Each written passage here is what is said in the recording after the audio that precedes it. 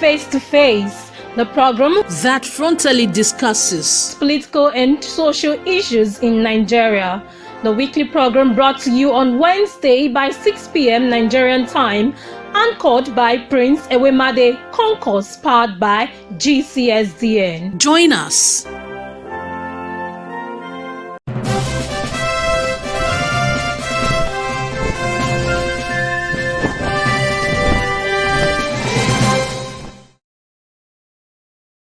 Welcome to another edition of Face to Face program. Thank you all for always being part of this program. Today we are having a very interesting topic, and we're going to also have a wonderful, our wonderful brother, our father, our friend in the studio. We're going to be discussing the topic for today with Nigeria today and history, and the history of Biafra. Is Nigeria sliding into another civil war? I'm going to give you a brief history of the Civil War and talk about the politics and the social climate of today, and also before we move into the question if Nigeria is indeed sliding into another civil war. The Biafran War, also known as the Nigerian Civil War, 1967 to 1970, was a devastating conflict triggered by the attempted secession of the southeastern region of Nigeria, which declared itself the independent Republic of Biafra. The cause include ethnic tension, economic disparity, and political instability following independence from Britain in 1960. Led by Colonel Odumegwu Ojukwu, the secession was mainly driven by the Igbo ethnic group desire for self-determination after a series of pogrom and perceived marginalization. The war resulted in the death of over 3 million people, mainly from starvation, and ended with Biafran reintegration into Nigeria under General Yakubu Gowon. Now let's move into Nigeria today, political and social climate. In 2025, Nigeria remained Africa's most populous country and largest economy, but it faced serious internal challenges. Ethnic and religious tension remain high, especially in the north and southwest. Insecurity is widespread. Boko Haram in the northeast, banditry in the northwest, herdsmen, farmers clash in the middle belt, and growing separatist agitation in the southeast. The indigenous people of Biafra, IPOB, and its leader, Nnamdi Kanu, have reunited the call for Biafra independence. IPOB banned in Nigeria and often accused of violent activities though it claimed to be peaceful. Economic hardship, rising inflation, unemployment have increased frustration among citizens. Mistrust in government has grown due to corruption and a perceived lack of effective leadership. Is Nigeria sliding into another civil war? That is our topic for today. While the situation is tense, most analysts believe that a full-scale war like Biafra is unlikely at this moment. However, several warning signs exist. Marginalization of civil unrest, especially in the southeast and south-south. Heavy-handed government response to peaceful protests, such as the NSAS movement, has fueled distrust. The crackdown of IPOB and other regional movements has sometimes escalated violence, electoral violence, ethnic division in politics could trigger deeper crisis. Nigeria is not yet in civil war, but it is grappling with deep structural and societal instability. Without genuine dialogue, inclusion, and reform, agitation could worsen. Peace and unity require addressing the root cause of discontent, inequality, marginalization, corruption, and lack of economic opportunity. Nation building effort rather than militarization are more likely to prevent conflicts. Yes, now I'm gonna dive quickly and bring in my guest, our father, our brother, our friend, Mr. Peter Aseh Kohai, a veteran of the Biafran Civil War.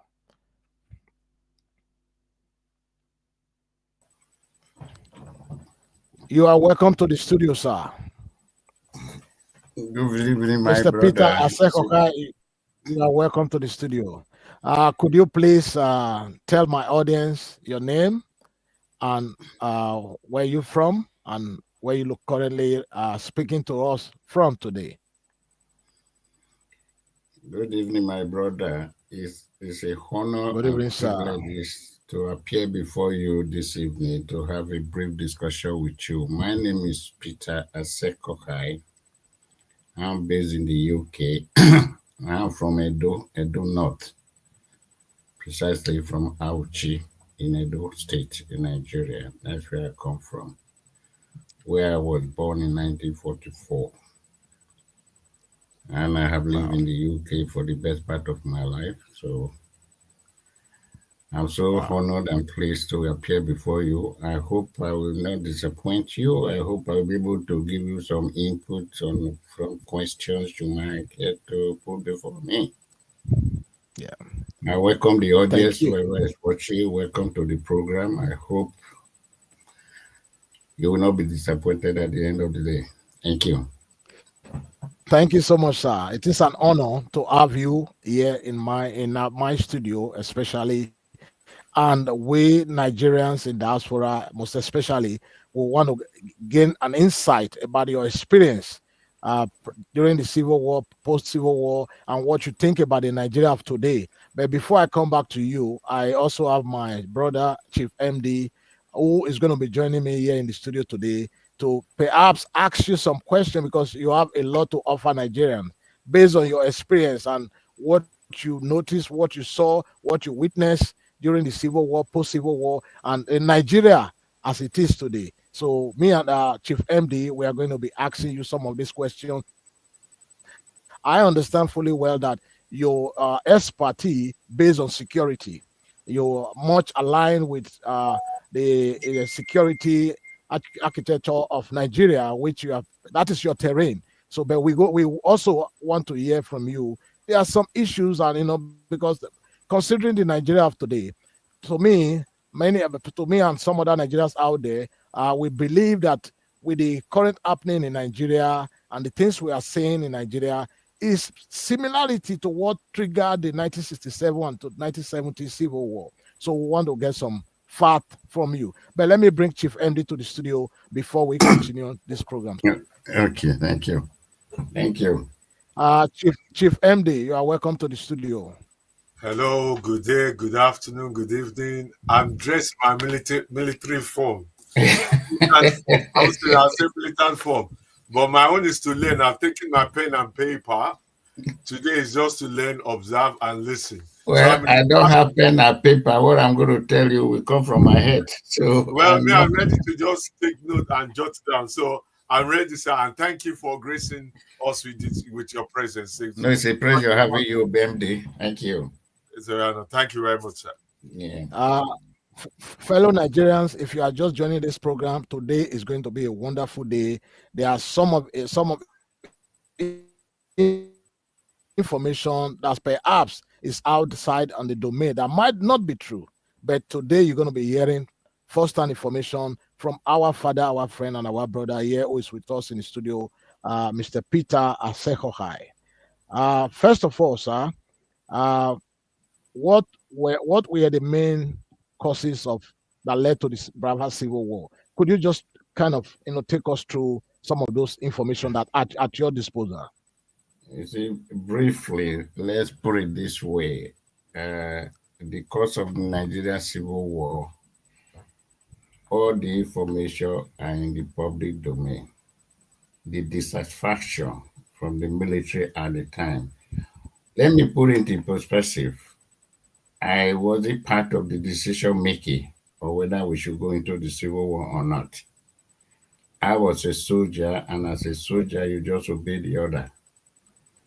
But from what I learned during the war was that The war could have been avoided. Unfortunately, we did not do the needful and we went into the civil war, which was absolutely disaster and unfortunate. And the reason we claim at the time, the reason the military gave for going to the war, even during the war, there was a slogan. Some of you might remember, we call it "To keep Nigeria one is a task that must be done." And the question we should be asking ourselves today, have we achieved that? From our own personal view, we have not. We haven't done that. And the reason we went into civil war, as I said, the people that took us into this war are alive today. And these are the people that are best placed to tell the Nigeria why they took Nigeria into that nasty war, which, as I said, was unfortunate. And also, I know I say it's very difficult for me to relive here the experience during the war. It should have never happened, but it did happen. As a soldier, you obey order, you do what you are told. You don't ask questions. And the people to ask those questions, some of them are still alive. You have General Gowon still there. You have Boubacar there. You have TJ Dajuma still there. You have all of them there that were part of the decision making to take Nigeria into the civil war. Obasanjo is there, who took over from Adekule toward the end of the civil war. These are the people that will best answer the question. And when we look at the civil war, fast forward, Ojukwu himself, whom you mentioned, who was the leader of the Biafra, in one of his memoirs, admitted the mistake he made. You see, if Biafra, when they declared the state of Biafra, if Biafra have stayed within the borders of the declaration of Biafra, there would have been a chance of negotiating with them. But the problem the Biafra made, Ojukwu admitted it anyway, was them crossing from Onitsha to Asaba, then to Bende, and try to advance towards Lagos. You can ask yourself then, maybe, what was the motive of doing that? A lot of people died. As I said, the question we should be asking ourselves, after the Civil War, whatever reason we had for going into that war, have we achieved it? The answer is no. Because after the Nigerian Civil War, we should have embarked on reconciliation and bringing these people back into our fold we call Nigeria. To me, that's another subject. We didn't do that. So this brings us to the present day, some issues we are having in Nigeria. Personally, I don't believe in individual agitating for separation from Nigeria.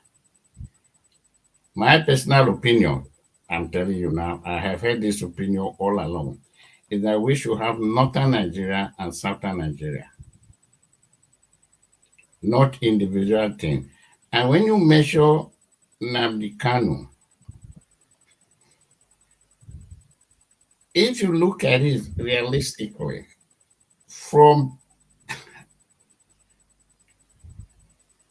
there's no law that Nnamdi Kanu have broken in Nigeria that is being held for. Every court in Nigeria has said that anyway. He has not broken any law. Agitating for the state of Biafra is not breaking the law. But that question remains to be answered. And the people to answer that are the people holding Nnamdi Kanu in detention for whatever reason, because they are not holding him because he has broken the law. That's set aside. Then if you look at it, okay, fine. One of the judges will say he broke bail. But Nnamdi Kanu's residence was attacked, certain people were killed, and he managed to escape. How could you say to the world that such a person broke his bail condition. And that is the type of country we live. So on the Biafra issue, as I said, the people that should give us the reason why we went into the war are still alive. If you ask my personal opinion, even during the war, I don't think we should have fought that war in the first place. Yes, MD, you want to say something? No, not at all. I'm good. I'm listening. I'm just. Okay. Sorry, I thought you were trying my to. head. I'm getting information and I'm scratching my head so it can sink in properly. Please go ahead. Okay. Sorry, my brother. No, you see, unfortunately, as I say, I keep saying, repeating. I'm sorry, I'm repeating myself. That war should have never be fought. But the people who took us into that war, they know their best reasons. Because also don't forget, when there's a military regime, the first thing they toss to the bin is the constitution. We didn't bring them in, so they govern us without we don't have permission of what they do. They rule the country by decree. So whatever the military did at the time, they did it for their best knowledge, whatever reason they have.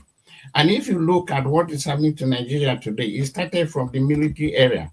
And people who knew me, even when I was in the army, I have a lot of fallout with my immediate superior officers that the direction we were going was wrong. Actually, I think I passed a message to the head of state at the time that if with all the guns blazing by the military and we cannot put Nigeria on the right path for future governance, it's going to be difficult for the civilian. And that is precisely what we are facing. Because the civilians we are left with ungovernable government. And unfortunately, the civilians said they haven't done any better. They haven't found better. They haven't even made any attempt to address the issue facing the country. We haven't done Thank that. you, sir. Thank you, sir. Thank you for that. And I have I have quite a lot of questions for you, but I'm not going to ask every question because if I want to ask all the questions that I have, we might be spending 2 hours here on this studio today. So, but what I've done is I've broken my question into 4 segments. I have historical understanding of the Biafran, I have the contemporary Nigeria, and I have the Civil War risk and prevention. Then I also have the last one, which is solution and nation building. So I'm going to ask you one more question under the historical understanding of Biafra Civil War. Then I'm going to give a space for my brother Chief MD. If he has 1 or 2 questions he needs to ask before I move on to the contemporary Nigeria. My next question for you is, what were the humanitarian consequences of the Biafran Civil War?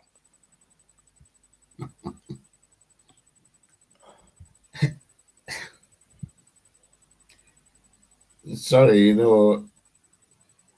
being someone who took part in the war, you are now trying to make me relive my experience during that war, which I try as much as possible to forget. The human cost was horrendous. It was unnecessary. You see, you cannot quantify it because the reason being that if we have succeeded, if the military has succeeded in their main reason for going to that war, we could have said the people that died sacrificed their lives for the betterment of Nigeria. Since we haven't done that, since that has not happened, you can quantify it any way you like. There's massive loss of life. For what? After the death of all those people, what have we achieved today? That we can look back to, those people that lost their life, we can celebrate them. They gave us the freedom we are enjoying today. It hasn't happened. So it's very painful. It doesn't matter whether it's 1 or 2 people that died. That was too many. Unfortunately, nothing can bring them back.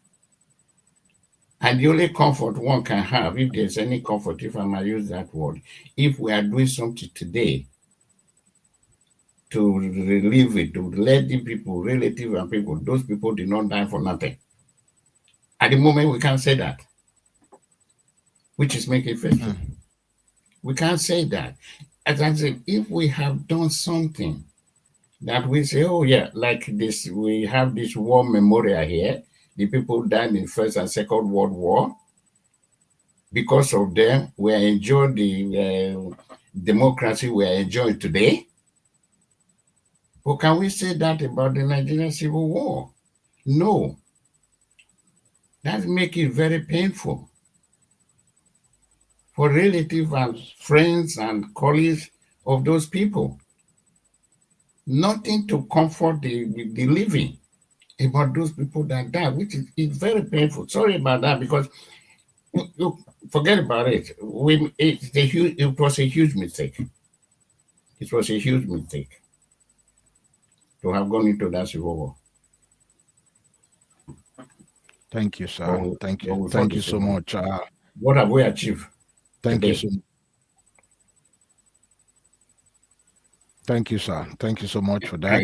If you are just joining us, if you are just joining us on this program, I think you need to share, like, and subscribe to this channel, because today the information you are going to be getting from our father, our brother today on this studio, perhaps you might not have that opportunity to get such information, because you are going to get first-hand information about the Biafra Civil War, and God forbid, should Nigeria ever go back into civil war, or be for one reason or the other taken back to Egypt to fight what has already happened in the past, or perhaps the kind of, bringing up all the old wounds, and what have you. Anyway, Chief MD, if you see what is happening today, people are trying to compare the situation we have in Nigeria now that it might lead to civil war. The difference between that is this. To fight a guerrilla war is more difficult than fighting a secession like we were fighting the Biafra. So to say Nigeria are going to fight another war, at the moment, I won't use that phrase. We might end up fighting a guerrilla war, which no one is going to win. I'll tell you anyway, because what led to this situation, this is what I'm saying. Are we actually learning from our past mistakes? It doesn't seem to me that we are. We have a situation in Nigeria today, as of today, that I won't call it our leaders. I'm sorry. I won't call our leader. I call them ruler. Our rulers, either they are dumb or blind, they don't see what is happening, and they don't want to know. We have a situation in Nigeria today. It started, you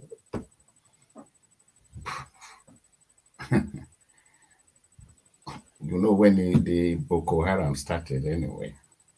You know the situation of the Fulani headsmen. You know, that I think this is something I will talk about when we get to the security aspect of your question. Okay, sir. Let me give Chief MD the floor. Go ahead, sir. Chief MD is writing a book. No, I'm taking note. I thought you were still speaking. I didn't want to interrupt. Yeah, I'm going to give Chief MD. I'm going to give Chief MD the opportunity to ask you one or two questions. Chief MD, go ahead, please. Yeah, it's just a quick recap on the things you said, because one of the things that you did mention in passing, that we should not have gone into that Biafra war, or it should not have happened. And not only that the Nigerian what was the outcome, that we didn't really achieve anything, and the Nigerian government approach actually is a total failure. One could argue the difference to say, well, Their goal was to keep Nigeria as one country. And even though the Biafra overreached and at that point. However, one also cannot neglect the atrocity that was committed in the name of or in the sake of keeping Nigeria as one country. Because we're very diverse in culture, we're diverse in political view, we're diverse in nature, we're diverse. Everything about us as a country, south, southwest, southeast, north, is very diverse. We are so culturally, politically, socially, orientationally different in many ways.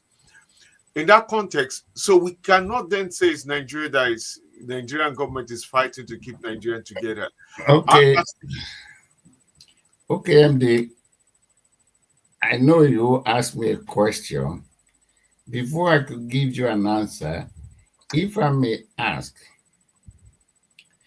before we went into the war, was Nigeria one? That's the question. At the end of the Nigerian Civil War, did we achieve that aim of keeping Nigeria one? Or you're talking as a geographical map? I'm talking as a political geographical map. Both political and geographical. We are never one, and we can never be one if we don't address. Thank you.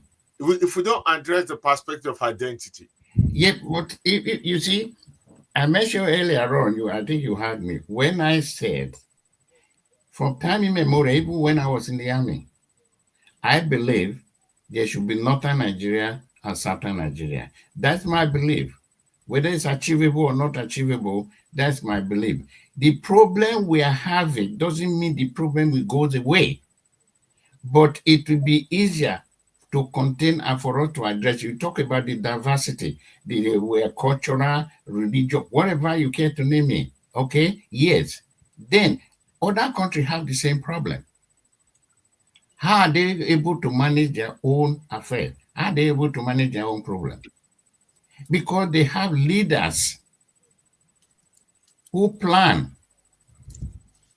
In Nigeria, unfortunately, I just said to you, we don't have leaders, we have rulers. And on that basis, how do you honestly expect Nigeria, who is a giant of Africa, giant of what? What have we got as a nation to be proud of? What have we got as a nation that, apart from coming to loot our natural resources, what else have we got? Let me remind you that Nigeria was oil-producing nation before Dubai discovered oil. Where are we going to on holidays today? In Dubai. Where are Nigerians go to buy houses? Dubai. Do you see anybody coming from Dubai to buy a house in Nigeria? And yet, we were oil-producing nation before them. As soon as they discover oil, they develop their country. And there we go. So until we have leaders who are accountable to the people, Nigeria is going nowhere. It never, people can blame Lord Lugard as much as they like. How many years ago Lord Lugard is dead?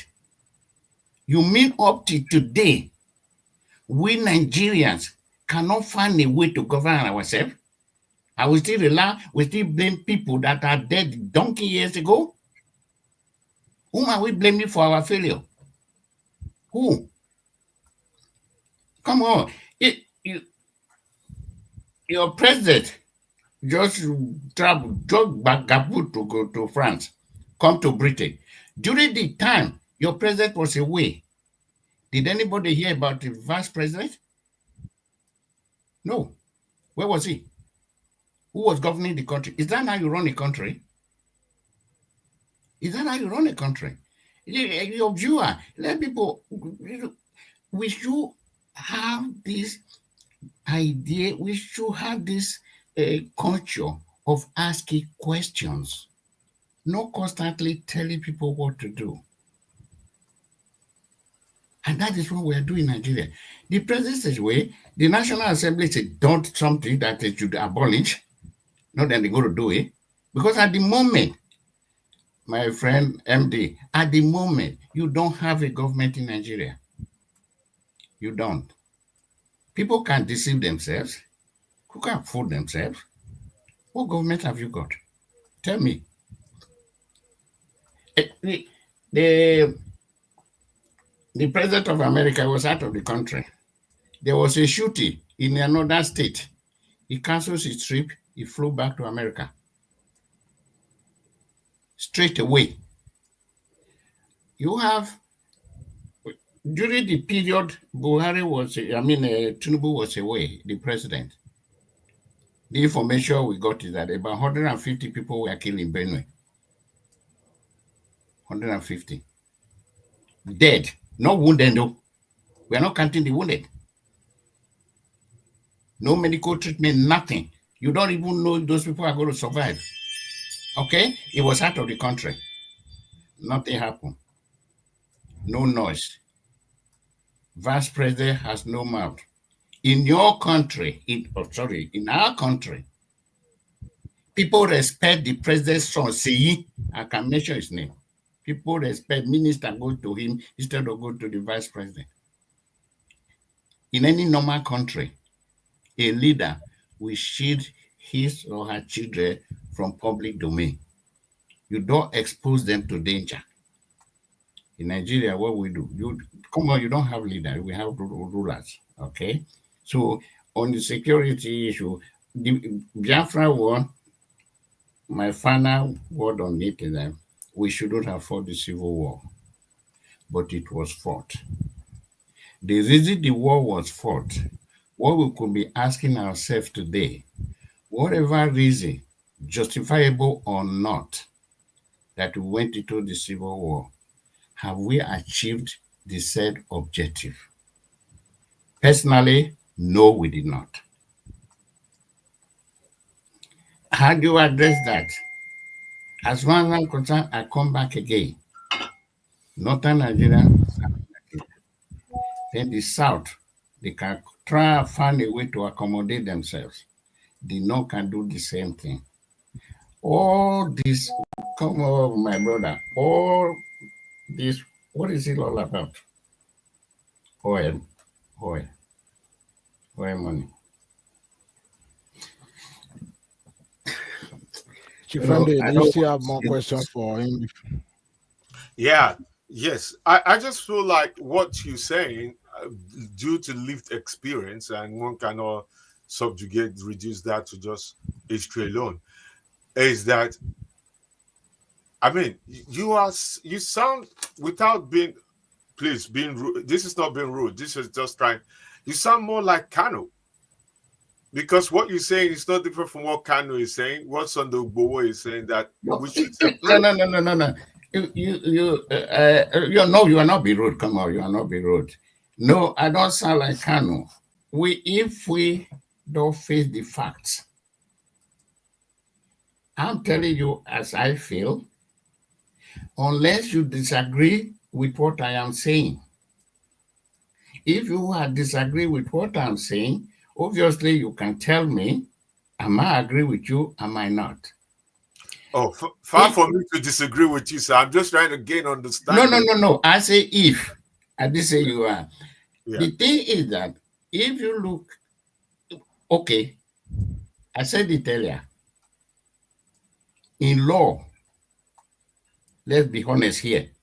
In law, MD, tell me if you have read anywhere the law Kano has broken in Nigeria. It's been to every court. If the court found him not to have broken any law, who is the government then? How many times has the court say Kano should be released? It should be granted bail. And the government refused. Not me. Yeah, I don't agree with Kano say he want to secede from Nigeria. No. If you want me to say certain things, I don't agree with what Kano is doing. But obviously, he has not broken any law in Nigeria. If he has, somebody should come up. This is the law that he broke. Why are they holding him just because he want to break away from Nigeria? Even Kano, if you want me to tell, I will tell you this. Kanu himself, I listened to one of his radio broadcasts, and he said what he was asking for was a referendum to be granted to conduct a referendum to agitate for the state of Biafra. If he won't use the word, if he didn't get the majority for secession, he said we drop the idea of this creation of Biafra state. But what are the government afraid of? How many people would tell me Oduduwa, whatever? How many sections in Nigeria today they want to break away? That is not the solution. MD, what we want is a leader, which we haven't got. If we have leader, the resources, what we need to develop Nigeria is within Nigeria, it's not outside. Okay, MD, let me read something to you. I put on my glasses now. Okay, let me read something to you, okay? And you tell me what you did. This is what, you know, P.W. Botha of South Africa. Yeah. When he was the president of South Africa. This was 1988. When I read it to you, you don't have to give me. He said, Black people cannot rule themselves because they don't have the brain and the mental capacity to govern a society. Give them guns, they will kill themselves. Give them power, they will steal all the government money. Give them independence and democracy, they will use it to promote tribalism, ethnicity, bigotry, hatred, killings, and wars. Forget who said it. Forget the name who said it. Let's listen to this, the content, what he said. What is happening to us today? I can counter oppose to that. I know. No, Ram said that. That is why I say, forget who said it. No, I'm not disagreeing with who said it. I'm just saying there's a balance to that. The balance to that is the ethnic diffusion, countries that they fuse together to make a country, or nations. I would say nations they fuse by force together to make a country is the problem. Okay. Is the problem. So when a racist appetite person saying that, is saying that from the perspective. That is why I say, I know you're going to say that. That's why I say, forget that. Okay. I quote you another one. I quote you another one which you can check. You can check. When Buhari, but MD, it says you should forget about who said it. Forget about the messenger and listen to the message. I know it's going to be difficult for him to do that anyway. No. I'm trying to put the message in context, because this is where Biafra is very important for understanding. The reason why I'm trying to put it in context, when he said that, if from the beginning the design of Nigeria did not have their own country, the Igbos have their own countries, the South, the Southwest have had their own country, that statement, regardless, even if it was said by a Black person, would not have been relevant. Because we have countries, like, for instance, go to Benin, they're all one people, Egun people. Go to Togo, they're all one people. These are just neighboring countries. We never had them strive. If you go to all those other countries that they are one nation, even within that South Africa, Botswana, Malawi, Zimbabwe, Zambia, that they all one people, that doesn't arise. But when you have fusion, where they force different nations to be together, we can look at UK, for instance. UK, Ireland, Irish people, Scottish people, and English people fought to a point where they have to separate themselves. And even to the point when we have the Scotland trying to form their own parliament or even leave the United Kingdom. Yeah. Because they realize that even though they speak a common language, they are not the same people. They need to be governed separately. In order to accommodate that, they have different parliament for Welsh people with their own leader, Scottish people, central government, which is the British government. And in Ireland, they have a separate country totally. We have the Northern Ireland and the Republic of Ireland. And in Nigeria, until we come to that reality that we are separate people, I know you were going to Buhari, Buhari, I can say categorically, is the most anti-Nigerian human being that's ever existed. Everything Buhari did was against a cohesive one Nigeria. From the time he was a military head of state, where he voted against a sitting Nigerian man who's supposed to be the head of, I think, was it ECOWAS or one of those nations, because he's an Igbo man. Instead, he voted for another and he voted for another country, a Niger person, over a Nigerian person that is the head of state, the president. While he was in Nigeria, he, as this civilian president, even to the last 2 weeks of his living, was borrowing money. Rotia Amechi, the coward and the hypocrite, they built rail station that connect the whole of the north all the way to Niger. The biggest train station was built in Niger under his administration. And when he was leaving, he's the first person to be president and minister of petrol, and not of one accountability. And when he was leaving, because he knew it was so bad, he said nobody should call him or probe him, because if they do, it's going to unleash hell or his progress in Niger. So it's not comparative. In my own understanding, the reason why I don't believe in one Nigeria anymore, we and the northern people we don't have the same agenda. The northern people are betrayal of one Nigeria. I can say this confidently, and I know I have a lot of northern friends, and I'm not seeking any favor or anything, because they need to hear the truth. Majority of the leaders from the north are the least productive or least contributive to one Nigeria. They are very individualistic, and they are very northern based interests, and they don't invest. Since independent to this point, we have more military civilian rule from the north. Most of the ambassadors are from the north. Most of the ministers are from the north. Most of past, present, permanent secretary are from the north. However, they don't even invest in the north.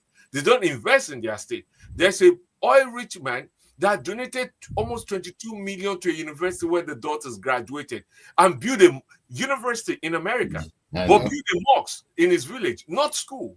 Build a mosque, not school, not healthcare, not road, but a mosque, for them to be more religious. We have the Satan of Sokoto the other day that came out and said social media is terrorism. Instead, and called terrorists his own brothers, who are killing, pillaging, destroying, ethnic cleansing, and called them brothers. Yes, MD. That is what I said earlier on. You had me at the I said, let's look at from 1960. From 1960 to 2025, MD, Yes, if we Nigeria forget the outside influence, forget the outsider who want to create disunity in our country, since 1960 to date, if we have not been able to find a way to live together, whom are we actually blaming? Who? This is my question to a lot of people. If for God's sake, it doesn't matter who doesn't want Nigeria to progress. You see, the reason I was mentioning Buhari, this was going to take me back to the herdsmen. I have a relative in the custom who was at the border in Borno. That is where he even got married. When the southern borders were closed during Buhari, he was telling me the rate the Fulani were coming by motorcycle, and nobody was stopping them. So between 2015 to 2023, Buhari has an agenda. I'm not going to start mentioning names in this program. I went as far as to even, I think Chief Oyegu was the chairman of APC that time. This was 2017. I can see the direction Buhari was taking Nigeria. And I was advocating through some people I know that they should do everything humanly possible. Two things. Either to contain Buhari with his agenda, or find a way to remove him. Because the direction this man is leaving Nigeria, we are going to regret it. I said this, and I know the people I spoke to in 2017 on this issue. That is where we are today. It was so easy for Buhari to have done it.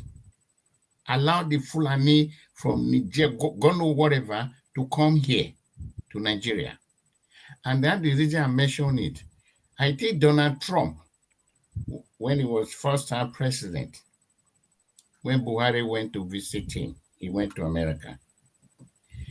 Donald Trump asked him about this Fulani herdsmen. I watched it on CNN. What did Buhari said? Oh, the Fulani that in Nigeria carry AK-45, 47, they are not Nigerians. The Fulani in Nigeria, he knows, they use stick to drive their cattle.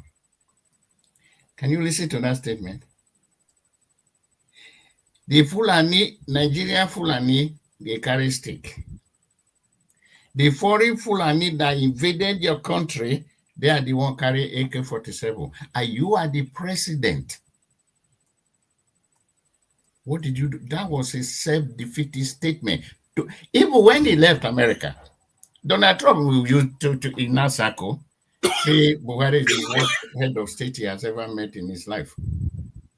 And refused to sell Nigeria any ammunition to fight Boko Haram. Of course. They realize this book, they're arming the terrorists. They're not actually using they refused to sell certain weapons to Nigeria because they said we are going to misuse the weapon. Because that is why I read that to you. I can go back to it, I read it again. Donald Trump said it, that if they sell those weapons to Nigeria, they're going to use it to kill their own people. Thank you, sir. Let's quickly move fighting away. The war, Let's quickly move away. It is not the weapon. It's the person who's going to use that weapon. It's not the weapon. Weapon is a tool. It's who's going to use it. Thank you, sir. Let's move away, and let me go back to the next question on my session B, the contemporary Nigeria.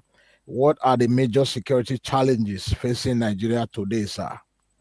What are the major security challenges facing Nigeria as of today that you know of? My brother, security has been my main issue since 1968. That's when I started actually taking security issue seriously. When you ask me, the challenges is glaring at us. We don't need to, you know what the challenges are. What we have, first of all, we have a police, the police in Nigeria don't know what their duty is in the society. They don't. I'm not talking about education. I'm not talking about passing out from the training. They don't know their duty and responsibility. They don't. You argue with your wife at home. Your wife will say, I will not cook you dinner. You go and call the police. The stupid policeman will follow you, come and arrest your wife. Is that his duty? We have 109 senators, 306 or 16 members of House of Rep. How many police personnel are guiding them? What is the rest of it? Where are the police personnel? They don't even take care. They don't know their duty and responsibility. And secondly, when you talk about the main security, basically, as I'm talking to you now, something just flashed up to me that in whatever, Ekboma or something like that, send me some graphic picture of the people that were butchered. As I'm talking to you, I saw it somewhere.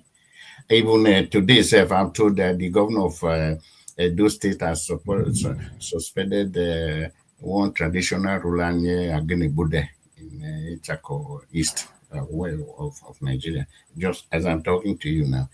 Security has completely broken down in Nigeria. Completely. It is not a question of this one, nothing work as far as security is concerned. Because the personnel, the security, what do they know? I'm getting emotional when it comes to security because one dead is too many. Absolutely. The number of people that are being killed in Nigeria on a daily basis. And so you had I don't know if you have seen the video, the DSS boss telling us to go carry gun to defend ourselves? Yes. DSS boss is telling us that on television. But I agree with him. TJ Dajuma said these people will to go. He tried to choose his word. I'm not going to buy the gun for you. You should buy the gun and defend yourself. What type of society we have then? We don't have security. We don't. And what is going to happen is this. We carry on like this. That is why I say, before I continue on the security game, Nigeria should be northern Nigeria and southern Nigeria. Until we do that, we NSA. Anyway, the Fulani that I don't know if you saw it, MD. Yesterday there was a trailer load of the Fulani. It will come to Auchi. Yeah, it was telling me. Yeah, I saw it. Where I are told they the going? MD earlier today. Where are they going? I found somebody. They are coming to farm in Edo State. I found somebody say this trailer, they should stop it, find out where it's going. If he says go wherever he go, let them escort him out of the state. Then he go where he's going. Otherwise, he should have turned back from there and go back to where he's coming from. And we're going to allow those people jumping off from the trailer, entering into the bush. Start kidnapping, raping. Yeah. Setting up camp in the bush and this and that. It's not their land though. But although the Fulani believe every land in Nigeria belongs to them anyway. Exactly. They say that, that by their ancestors, exactly, give them Nigeria. In a situation like that, give them Nigeria. Yeah, in a situation like that, my brother, what do? Let's forget about the federal government. Let's concentrate on the state government to be easier for us to talk about this insecurity. MD know my view on this. I have personally reached out to certain traditional rulers in Edo State. I have reached out to the government of Edo State. One suggestion I made, how to address the issue of insecurity in Edo State. Forgive me, I've also communicated it to the federal government. Since is the state government should work with traditional ruler and the local government. By working with them, the state government have security vote. They got the money for security. Use it to address the issue of insecurity.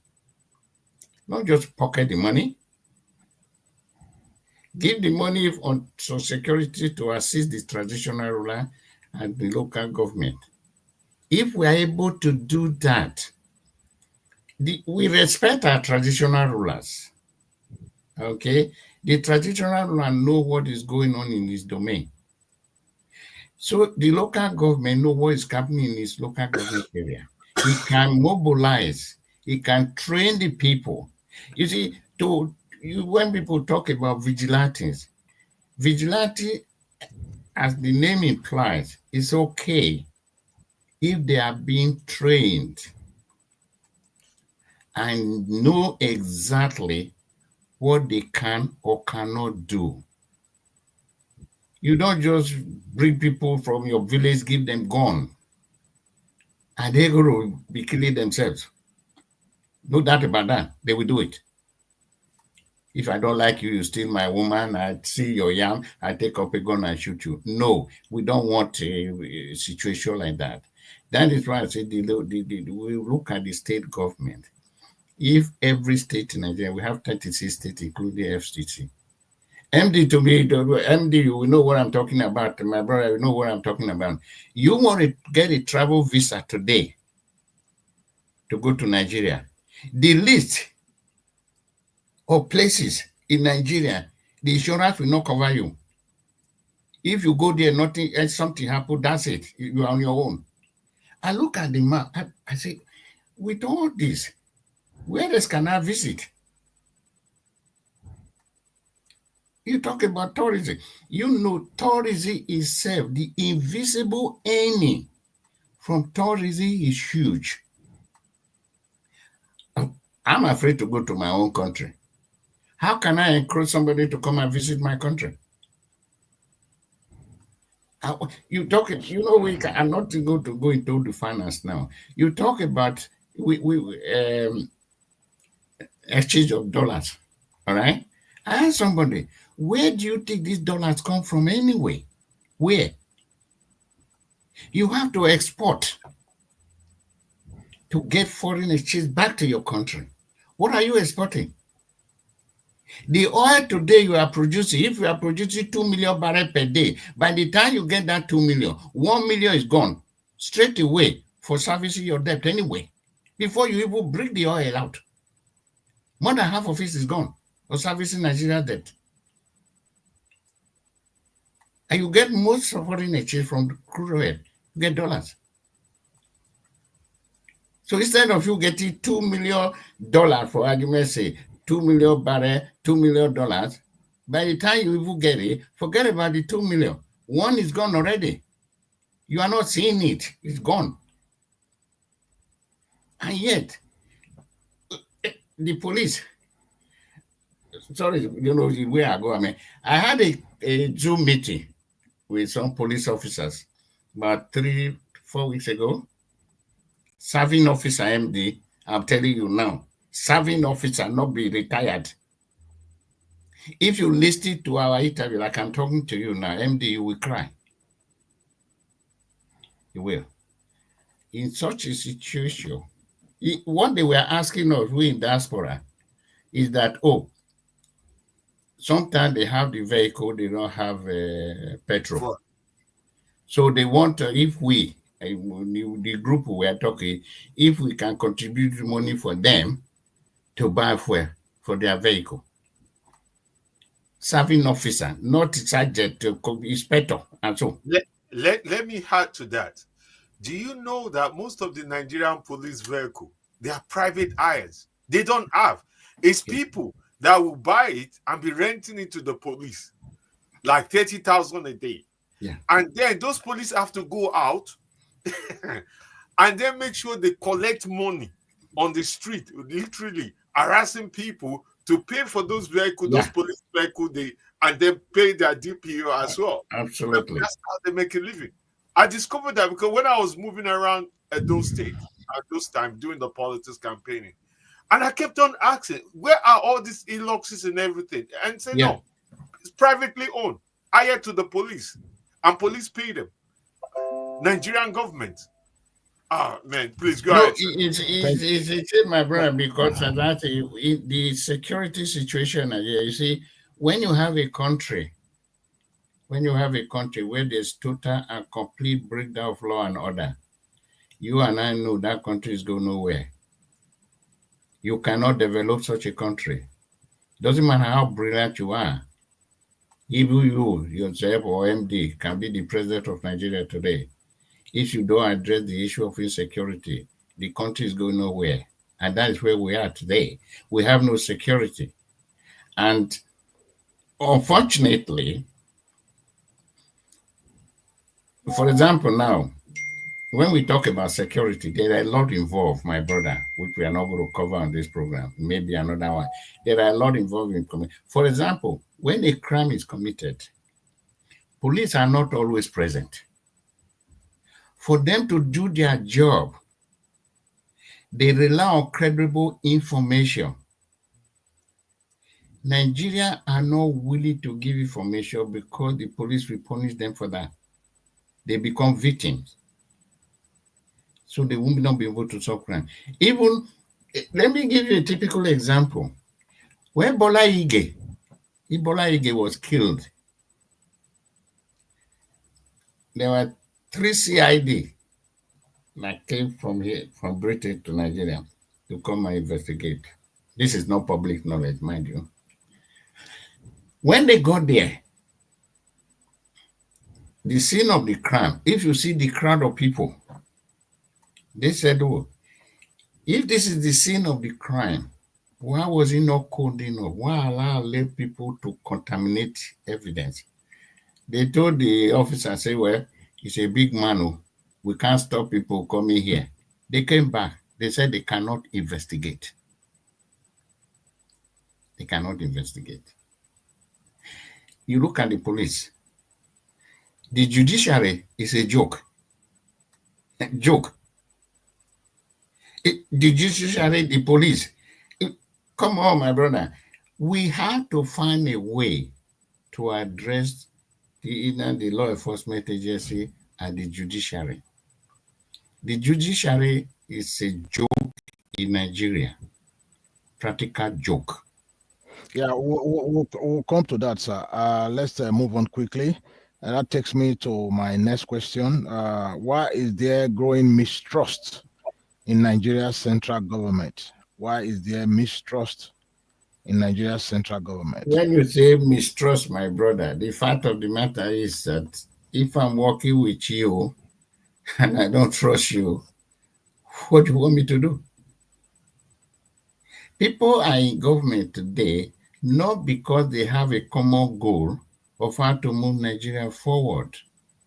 They don't. They're only there for their personal gain, personal interest. What they can get.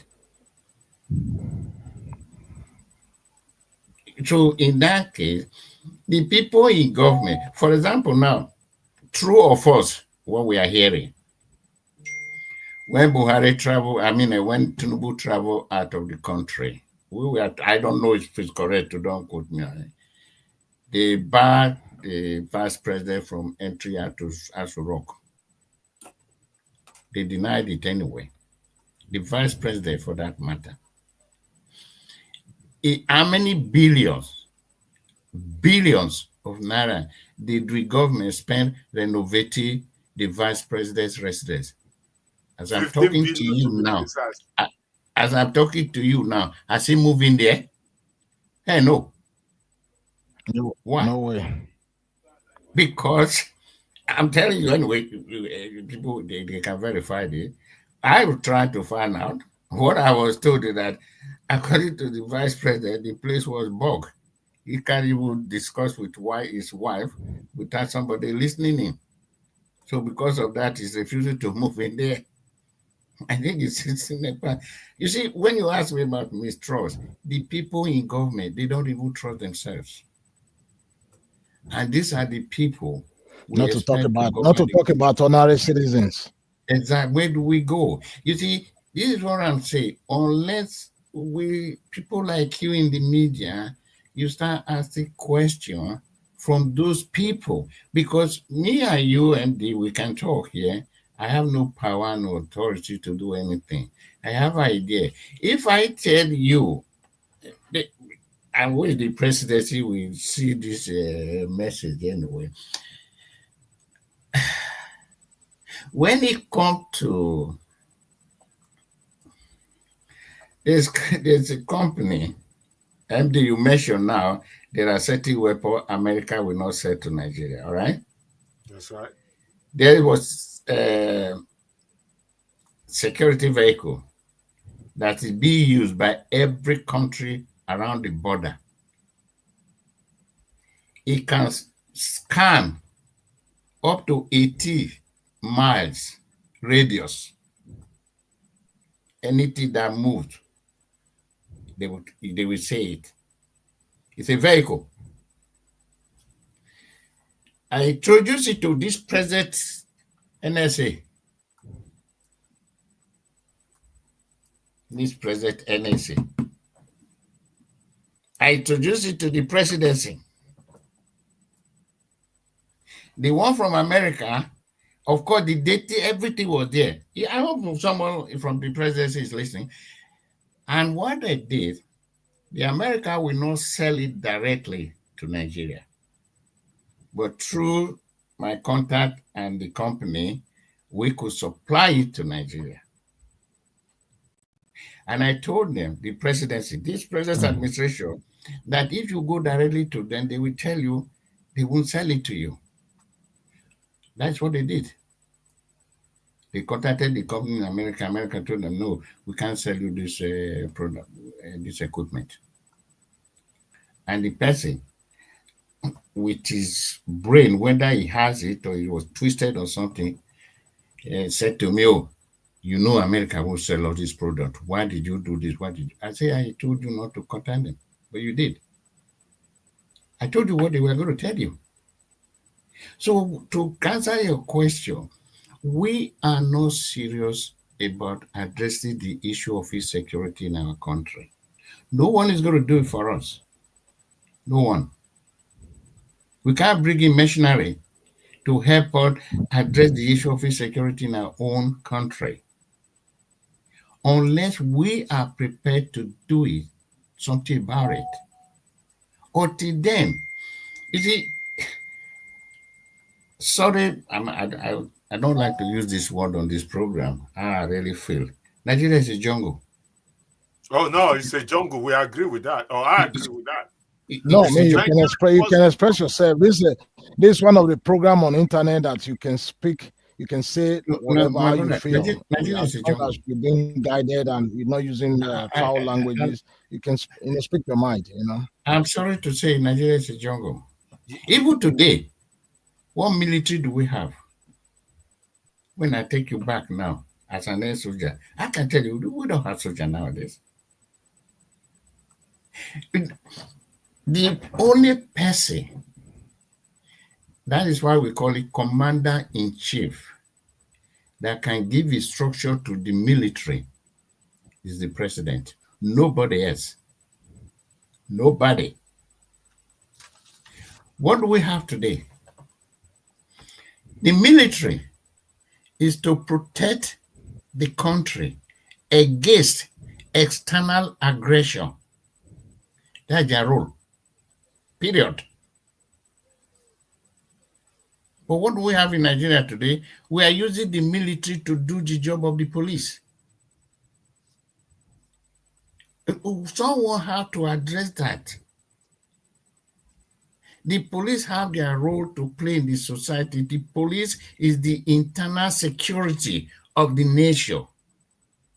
Army is their duty is to protect the country against external aggression. What we have, you travel along the road in Nigeria, you will see the army there, you will see the police there. In most cases, you see Air Force. I don't check. I check where. What for? What for? Is that security? No, it's no security. They are busy. They are busy making money to pay their boss in the office. Anyway, sir, let's move on. Let's move on to this civil war risk and prevention. Do current social political condition in Nigeria suggest risk of another civil war, in your own opinion, sir? I said to you now, let's not use the word civil war. Let's call it guerrilla war. A guerrilla war is more difficult to fight than civil war. When we fought the Biafra, we know where they are. We know the area they declared the state of Biafra. But now we have guerrilla warfare in Nigeria. Almost every part of Nigeria inside the bush, you have people camping there. When this thing was up, I say, quote me, when this thing was up, 2017, I said this issue should be addressed. I said it should be addressed because now it has grown, it has spread. How do you fight it? You can't say you're fighting the civil war. Which civil war? We could not do Boko Haram, they say the Sabesi forest or whatever. What have we done about it? We could not contain Boko Haram until they start spreading to the northeast, southeast, whatever. We couldn't contain them. Now we are now talking, we're going to deal with the issue of the Fulani herdsmen who are everywhere. Sorry, it's not a laughing matter. It's so painful, my brother. It's so painful that the people that are doing this to us as citizens of Nigeria, they are not accountable to anyone. They do what they like. And the president, I don't know if you and I were talking about it. MD, I think I mentioned it. When Tinubu was aspirant, I'm telling you, you can quote me. When he was aspirant, I said to people, please, I don't know, this man should not become a candidate. When he later became a candidate, and I said, well, we have a problem here. If this man ever become the president of Nigeria, I'm talking about Tinubu today. When he, for some miraculous reason, he get into Asu Rock. You see, Tinubu didn't have a plan. He didn't have a blueprint. If I am based in London, thousands of miles away from Nigeria, and I could see the danger the man poses. Don't tell me some people in Nigeria could, and I was saying it, not just thinking about it. That even when he came to Chatham House, for God's sake, he could not even answer one simple question. Although forgive me, I can see the reason why Tinubu could not, because Tinubu told the whole world that he single-handedly made Buhari president. During Buhari's administration, Tinubu's title there was national leader. Now, when he was campaigning, I can see the reason why he was not campaigning on policy. Because there was nothing to campaign upon. And if he says things, it's going to be contradictory to Buhari's stance. So that is why he kept his mouth shut. So that is why he did not have any blueprint. Okay, my brother, MD, you know it. My brother, you know it. You can't run an office without having a plan. How you going to run your office? Of course. Tinubu came to power without Impossible. a plan. He's trying to run the country on a daily basis, which is wrong. That is why he's crashing Nigeria. Everything. You see, you asked a very good question, but the funny thing is that I don't have a straight answer to it. The thing is that earlier in this program, I have been using the phrase, we don't have leaders, we have rulers. And if you look at the institution, the area that should be like National Assembly, do you actually call National Assembly National Assembly? Well, come on. Come on. That place is worse than a bunch of thieves gathered together. A bunch of thieves are better than those people in National Assembly. I know what I'm talking about. I know some of them. You have to be committed to your cause. Whatever you believe in, be passionate about it and try to do it. We don't have committed politicians in Nigeria. We don't. I take you back. You know, I'm jumping from here to here now. I take you back when Yaradua was president. Yaradua was on national television and he said to Nigeria, he knows, I quote, the election that brought me into power was flawed. But what he was going to do, he was going to make sure during his administration, there's going to be a law or bill passed to make it that mandatory that a future election, if there's a dispute, no one will be sworn in until that dispute is resolved. If we have had that, you could see the effect that we have elections we are having today. Igbo Ojukwu at the Senate, I wrote to him. I can read to you his reply anyway. I asked him to propose this bill I'm talking to you now, that this is what Yaradua started, and if we could complete. Then he's asking me to draft it. I said to him, I'm not going to draft any bill. You are the senator. I'm asking you, you can draft the bill and pass it through the House. Are you telling me I should send a draft? I said, I'm not sending a draft. Now, in all this, my brother, are we being governed? The answer is no. If we are not being governed, Thank you, sir. If we are not being governed, then where do we go from there? I mention all those things to you to tell you that as I'm talking to you now, me and you are talking now, I also relay my feelings and my thinking to the people who are supposed to be in power and authority. Okay? And they are not doing anything.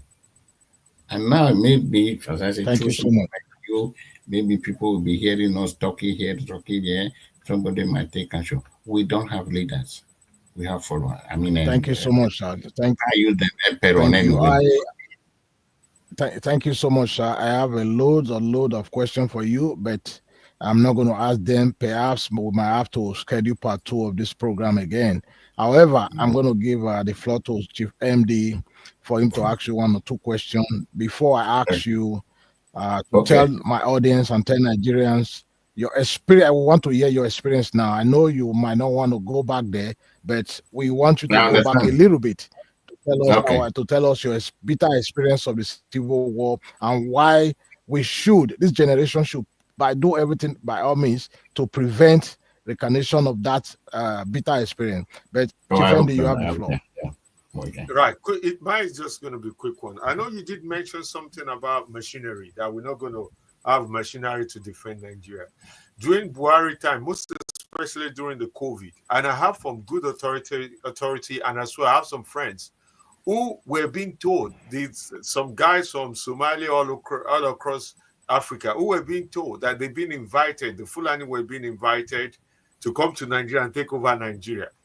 And secondly, during the COVID lockdown, they were moving all these people through truckload that they're doing openly when people could not move. They were moving them, dumping them in different areas across the south and across the country and everything to occupy. So when you said machinery, we're not going to get machinery to come fight on behalf of Nigeria. Right now, we already have the Fulani agenda who are bringing machinery to fight Nigerians. We already have that happening. 80% of these terrorists, they're not bandits, they are terrorists, are not Nigerian.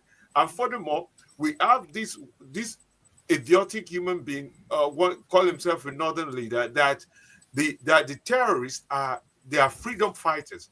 When we have mentality like that, when we have political leader, a former minister, saying in the public domain that Boko Haram, they are freedom fighter. I don't know what freedom they're fighting.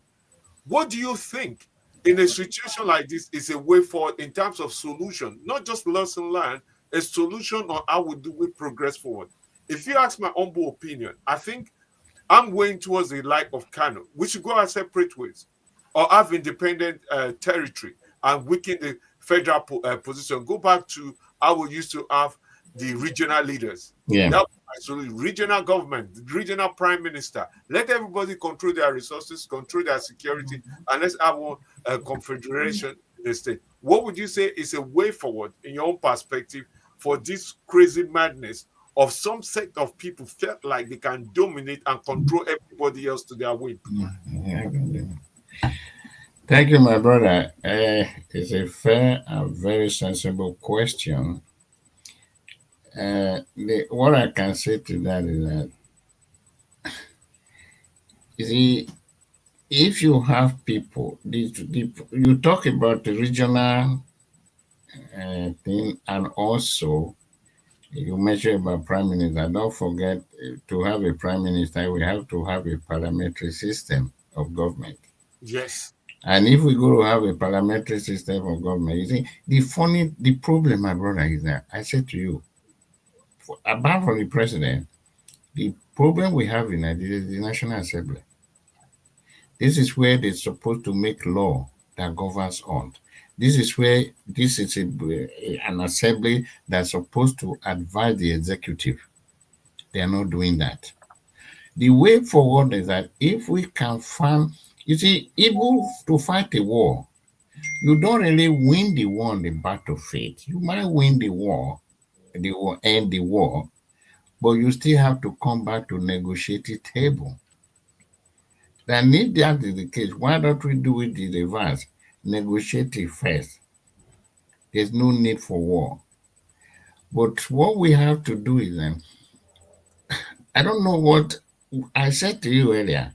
When these people were 2017, when these people were being brought to Nigeria, because I know I have people in the border that are related to me, and they were telling me, forget about this Nigeria border are not closed, my brother, because the rate they are coming in, they don't know where they're going. It comes back to individual states. If we have any influence to talk to the state, we can stop it from there. We start from there, not just one state.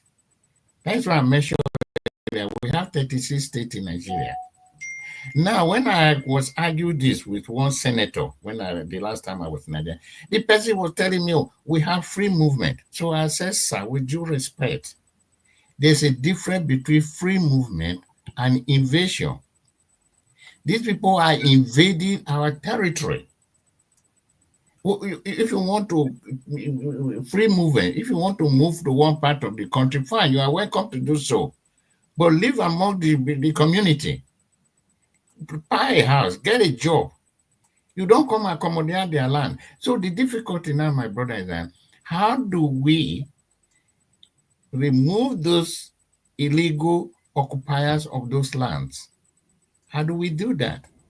The government is coming out with, well, you know what I'm talking about. What did they say? Ministry of, is it livestock or what did they call it? Yeah. When you have Ministry of Agriculture, you now creating another ministry. Why don't you tell us you are now creating a ministry for cows? That's it. Nobody challenging them, my brother. This is where the problem, the way forward, if we are able to convince our so-called rulers that what they are doing, they should think about the future generation, not themselves. It maybe we get somewhere. The other way is that, failing that, each state should and must take responsibility, must take security seriously for their own respective states. I sent a message to our governor, Modu Pueblo, through somebody they just appointed. We need to declare emergency on security in Edo State. We need to. Unless they are willing to do that, MD, where do we go? We can't go and set up individual security or vigilante. It won't work. It won't solve the problem. It will create more problem for us to deal with.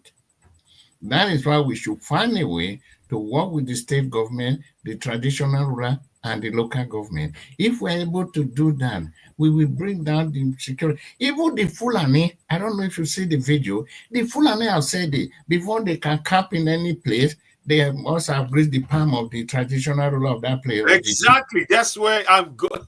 That's it. And sir, sorry to interrupt you. This is where my angst is. And we respect our traditional rulers. But I think what is happening in Eastern Land, Governor Monday just sacked one of the Onojis in Eastern Land. That is it in Eastern Land or Edo North? No, I do not. I do not. It's from Agenegode, actually. Yeah, for its association with the terrorists. Yeah.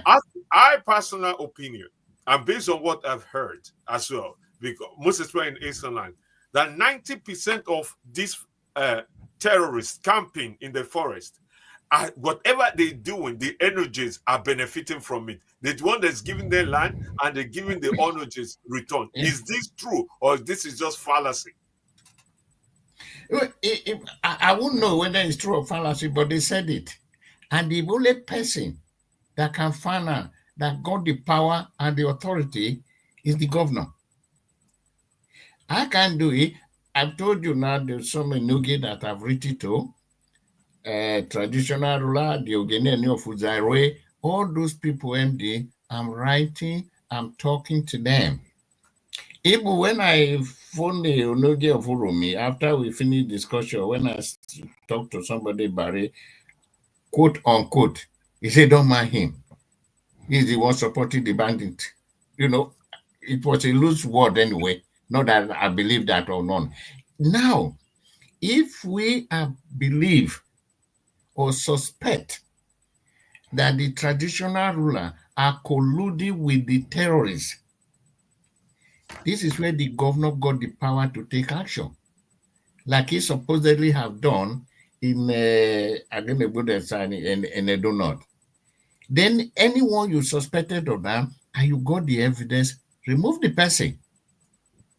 Let's put somebody there, because unfortunately, we have to deal with these people. We can't create the law. We can't take the law into our own hands. I know what to do. I can gather 10 people from my village, maybe find a way to give them gun and do them. When they start committing atrocity, I can't live with that because those people are not trained. It's not, as I said before, it's not the weapon. It's who's going to use it. And that is where we are. We have to find a way, MD, to work with traditional ruler and the local government. And this government has a major role to play. Without the government, unless it's not possible, it will be more difficult for anyone to even attempt to address the issue of insecurity in Edo State stroke Nigeria as a whole.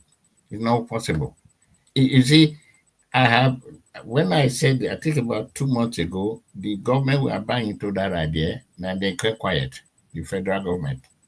You see, at the end of the day, MD, if we do not address the issue of insecurity, if we can't find a solution, we'll forget a country called Nigeria anyway. It's the best to let everybody, like the DSS man said, be their own police. Let's pass the gun law.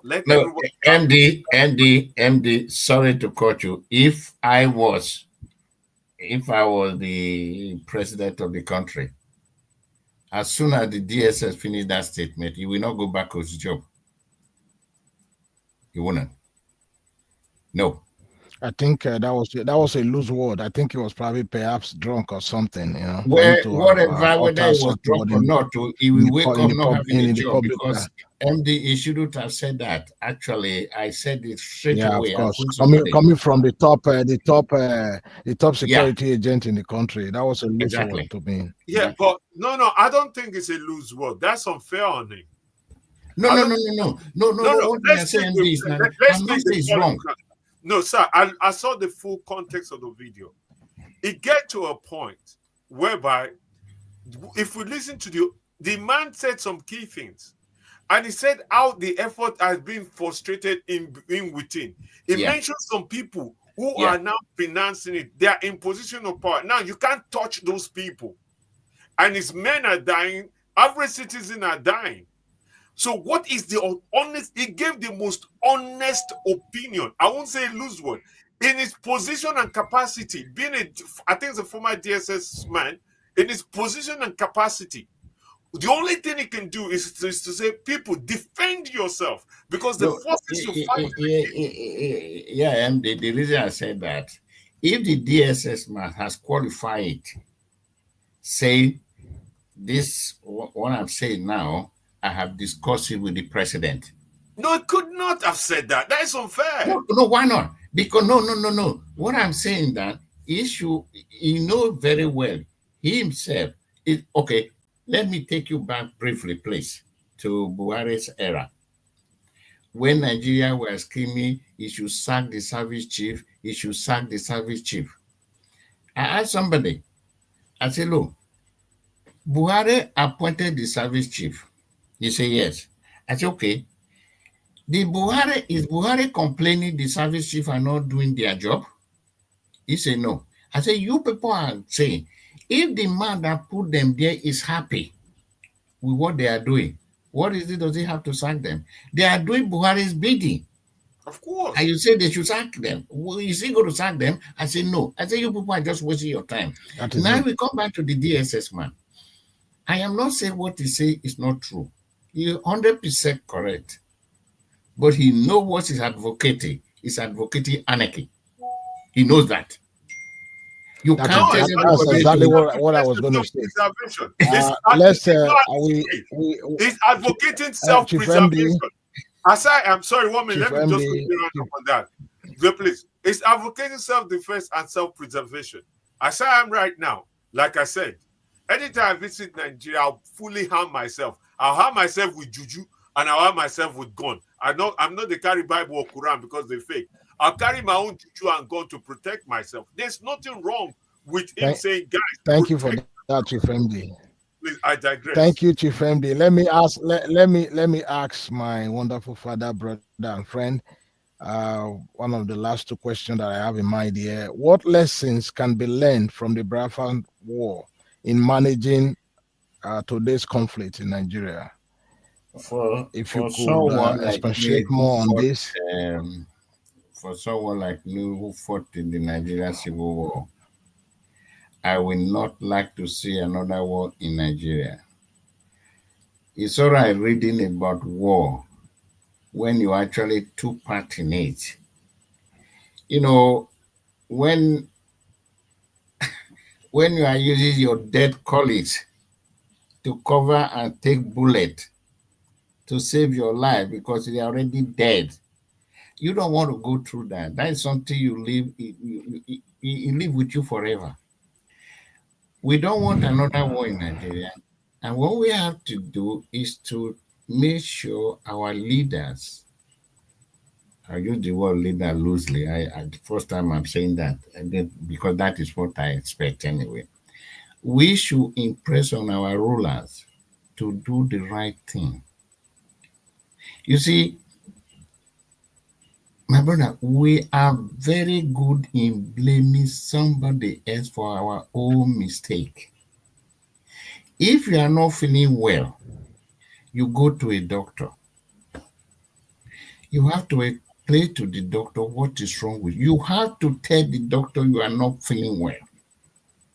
If we Nigerians, we are in denial that we have issue, how could we solve it? We are in denial we have problem. We are blaming everyone else. But we never look inward and look at ourselves. So we should look inward, look at ourselves and say to us, let's do the needful, let's do the right thing. And war is not good, doesn't benefit anybody. Hopefully we don't have to fight another war. But as I said, the next conflict in Nigeria is not going to be war. We might use the word war. It's not going to be war. It's going to be guerrilla warfare. The Fulani are now, by 2018, 2019, the Fulani were saying it loudly and clear to everyone that we understand in Nigeria that they have taken strategic positions. All they are waiting for is the order to attack. If I'm outside Nigeria, I tell you that. Don't tell me people in Nigeria do not understand or understand that. So I just hope, I pray to God Almighty that we don't end up fighting another civil war like you rightly said. It depends on whom we're going to be fighting with. Because the war we are talking about today is either Boko Haram, Islamic State of West Africa, and we are talking about the Fulani herdsmen all over the place. And as at now, Nigeria are not well placed to tackle any of those things. We are not as a country. Thank you so much. Thank you so much, sir. Thank you so much. And my final question to you, sir, and you can also just add this to part of your closing remark to my audience. What practical steps should be taken to strengthen national unity in Nigeria? You can just summarize this with your closing remark to Nigeria. Thank you so much. Well, the thing we have to do, if you have grievous issue, we should find a way to resolve it, to discuss it. We don't enter conflict. You see, before I finish, I say one thing here. The Constitution that's written to govern Nigeria, that piece of document, I have it here, 160 pages. Nigeria Constitution, 160 pages, okay? In my own time, I took a lot of time to delete What should not be in that constitution? I came up with 59 pages. And I could reduce it more. We don't have a constitution. If we have a constitution that everyone obey, everyone adhere to, we will avoid most of this conflict we are facing, because it's self-inflicted, my brother.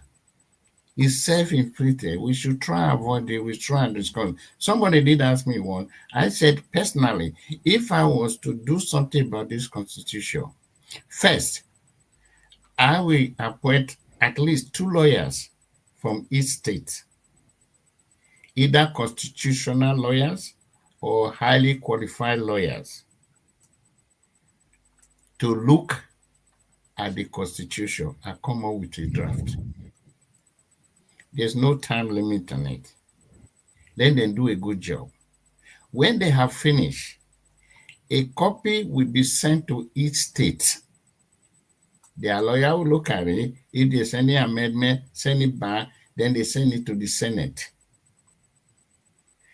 Then before it get approval for us to adopt as a constitution. Because this document we have as a constitution is a joke. It's a practical joke. If you have read it, which I probably you have, if you go through this constitution, you will find out that it's not what the paper is written on. It's so confusing. Even the executive doesn't obey the constitution. People only pick out what suits them. So, in other words, what I'm saying is that for us to avoid anything, I know it's not going to be easy. Like we have different ethnicity in Nigeria, dialect, don't know how many. But we can still live together. We can still live together if we have a good leader to bring us together. Sir, I thought you disappeared for 1 minute. Sir, just to rudely interrupt. Yeah, I just Just rudely interrupt. You see, that this is my observation. It's not that we cannot live together. If you look at Lagos, for instance, people from different tribes, different religion, different parts, if different culture live happily together, mix. cohabit together. They live, they cohabit. You see a Muslim landlord, a Christian tenant, or a Christian landlord, a Muslim tenant. You see a mix. Look at the president, for instance. It's a Muslim, the wife is a Christian. There's no force. The kids I raised, one of the kids is the daughter is Elijah, the son, I want to assume is Christian, married, the son married an Igbo lady, and all those things. What's my point? My point is there's some sect of people in Nigeria now, and we've always had them that we've never addressed. And the problem we have in Nigeria, people are so dishonest. Nigerian politicians are hypocrites and liars, and they coward. Rather than them identifying the problem and say, this is a problem, let's address it. Instead, they pretend and play politics with it. Igbo man is not the problem. Yoruba man is not the problem. Tifi man is not the problem. Hausa man is not the problem. Edo man is not the problem. Fulani people specifically are the problem of Nigerian living together and coexisting. And if we are not brave enough to say that, then we're never going to address the problem. Fulani psyche and mentality is they own the country. They dominate the country. They want everybody to be subject to them. Look at what happened in Edo State a few years ago. Sultan of Sokoto wanted to appoint emir in Edo State. That led to a major problem. And said that emir means every Muslim and every northerner in that Edo State will only obey what he says, not the even local onoji of the area they live. And you can see you don't see Oba of Benin saying it's going to Sokoto or Kano or Borno to go and appoint onoji. You don't see you don't see Oni of Ife or Olubad of Ibadan to say they're going to Zaria, they're going to go and appoint an Oba. They don't do that at all. You don't see. So if we're not honest, sir, let me quickly round up there. If we're not honest to call out the problem, sorry, let me finish. I'll dive deep now. Yeah, okay. If we're not honest to call out the problem and say this is the problem, and these are the perpetrators of the problem. How do we address it? Then we are not worthy of calling ourselves one country. That's my own opinion, and I stand by it. I know some Muslims. I'm not disputing. Upset, but thank you, Chief MD. Mr. Peter, please could you just summarize so MD can have 2 minutes for his closing remark as well? We are out of time. Yeah, and anyway, thank you very much for having me in this program. I hope I have a useful discussions anyway. The fact is that what you are saying, MD, it brings me back to my theme of what we have been talking about all evening. We do not have leaders. All these things you are saying, if we have good leaders, they are the one in position, in power and authority that could not force any issue, debate, get people together. We can all live together. What I know is that let us keep talking and make sure we avoid the civil war. Because the Fulani herdsmen we are talking about today that are waging havoc all across the country. It was a deliberate plot. It was what they are doing, what will happen was deliberate. It wasn't by accident. It was deliberate. I know what I'm talking about. It was because when it was happening, this brings me back to, we'll talk about the regional. We should go back there and the prime minister. Fine. At the end of the day, that is why I brought the constitution in. If we want, even some people in the National Assembly believe that if we go back to parliamentary system, it will be better for us. But who's going to raise the motion? In order for that to happen, you have to debate it in the parliament, which is the same House of Assembly. And they have to pass it. Do you see that happening? Hell no. Because half of them don't want to lose their job. They know if we go back to parliamentary system, half of them will have a job anyway. And they will not pass it. And that is what I'm saying, MD. What we have to do is find a way to impress on our so-called governors to do the right thing. Because the President Tinubu, as of today, is not capable, is not fit. When you measure Lagos, when people told me Tinubu was the governor of Lagos State for 8 years, I said, okay, fine. Short, I'm going to be brief. I say in short, forgetting that Lagos was the capital of Nigeria. All the infrastructure, what you need to have in the capital city, were there. I say when Tinubu became governor of Lagos State, I said take away all the infrastructure were already in place. Then tell me, from the time Tinubu came to power and the time he left, the improvement he has made to Lagos. I said then we can have a useful discussion about it. Okay? Big governor of Lagos State. I said big governor of Lagos State is not like big governor of Nigeria. So my appeal to people is that let's appeal to our governor, our representative, both in the House, anyone we can to know, to do the right thing. Let us do the right thing for the sake of Nigeria, not for the sake of individuals. Thank you so much. Collectively, thank you so much to achieve something. Thank you so much, sir. Thank you. Really, it's an honor to have you here on my program today. Chief MD, you have 2 minutes for your closing remark. Yeah, I just want to focus on the security issues, and I'm one of those who believe in the old school thinking process. Before you can solve any problem, you need to identify the problem. Know identify the problem, the source of the problem, who are the orchestrator of that problem. Then you can then come up with solution or ideas to combat it. And there's no way on planet Earth that you can solve a problem you refuse to identify. If you are hungry, you know if your belly is rumbling, you know it's hunger. You have food, you look for food, you eat the food, the hunger goes. It's as simple as that. If a man wants to marry or a woman wants to marry, you look for a partner. If somebody wants to have kids, you look for a partner to sow the seed of having kids. In Nigeria, I think Nigerian politicians are hypocrites, cowards, and liars. They are hypocrites because they refuse to wake up and identify the simple problem. We don't have a Nigerian problem. We don't have an Igbo problem. We don't have a Yoruba problem. We don't have Hausa problem. We don't have Tifi problem. We don't have a Christian problem. Neither do you have a Muslim problem. We don't have a Muslim-Christian problem. We don't have a Christian-Muslim problem. Neither do we have a traditional people problem versus non-traditional people. We have one single specific problem.